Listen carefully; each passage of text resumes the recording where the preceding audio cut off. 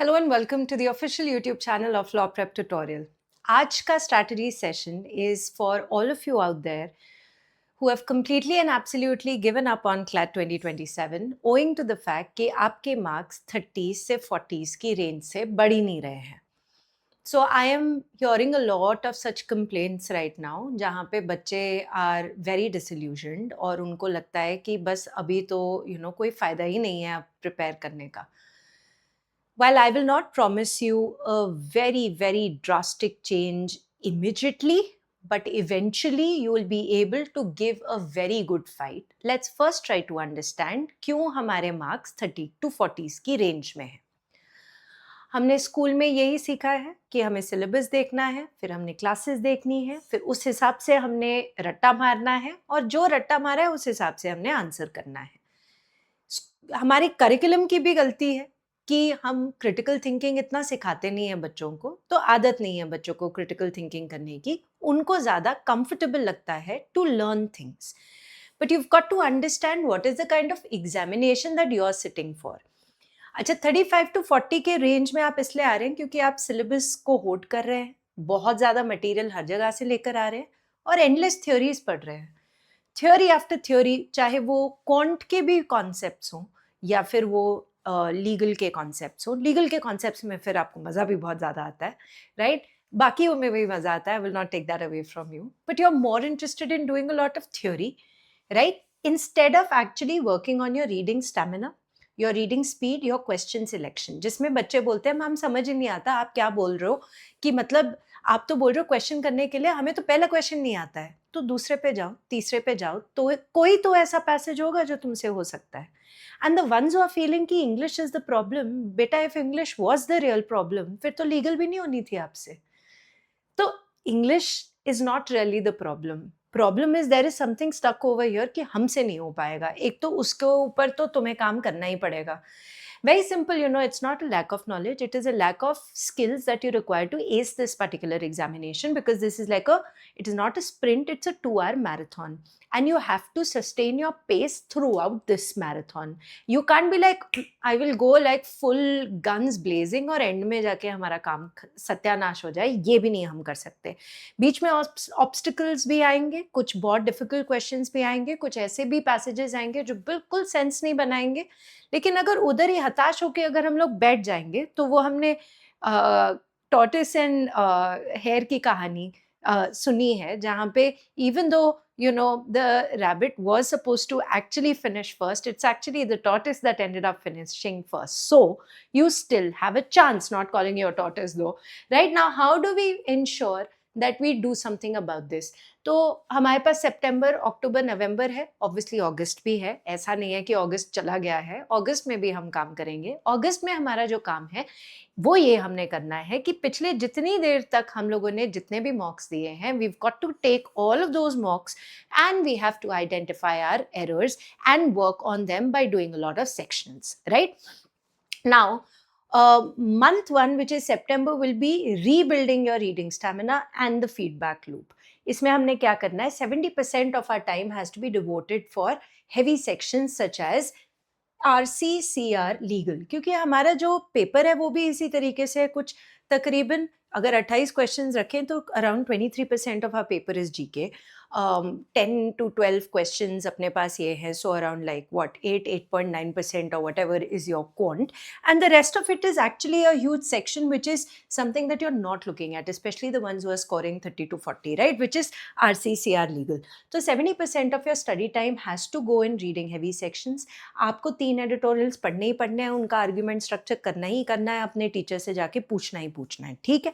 और उसी के साथ साथ आपका गोल ये है कि आप जब कोई चीज़ पढ़ो तो ठीक है 100% हमें समझ में आए ना आए, और किसी को भी नहीं 100% समझ में आती, कोई आपको ये बोलता नहीं है, लेकिन किसी को भी 100% हर एक शब्द का मतलब नहीं पता होता, चाहे उसकी अंग्रेजी कितनी फैंटास्टिक क्यों ना हो. 80% more or less will help you, right? And especially when it's like a very, very tough passage, invariably the questions are really simple. So if you can get through all those nonsensical things that they've written in the passage, you'll end up realizing that the answers and the questions are pretty simple, right? Then every single mock you have to spend 3 hours analyzing for every 2 hours that you've written the paper. ये पहली बार नहीं मैं बोल रही है, मैं बहुत बार बोल रही हूँ। और ये करना कैसे है? क्या मुझे मेन आइडिया पैसेज का समझ में आया कि नहीं आया? क्या मुझे इसका एविडेंस जो इसने ऑथर ने यूज़ किया है टू मेक हिज आर्गुमेंट समझ में आया कि नहीं आया? क्या मुझे इसका मेन कंक्लूजन समझ में आया कि नहीं आया? You know all of those things you have to really figure out, and फिर अगर समझ में आया तो मैंने गलत क्यों किया? इज़ इट बिकॉज़ मैं एक्सट्रीम ऑप्शंस के लिए चली गई? इज़ इट बिकॉज़ मैं अपने ओपिनियन के बेसिस पे आंसर कर रही हूँ? Is it because of the fact कि मैं अपनी ह्यूमन इमोशंस के साथ इतनी ज़्यादा हो गई कि लीगल रीजनिंग में मेरे आंसर्स गलत आने लग गए हैं? इज़ इट बिकॉज़ मेरी रिटेंशन कैपेसिटी का प्रॉब्लम है? You have to figure that out, right? This is the first month in your 3 months that you have to build your stamina, and you have to build that stamina without losing focus. Oh my God, that is so important, right?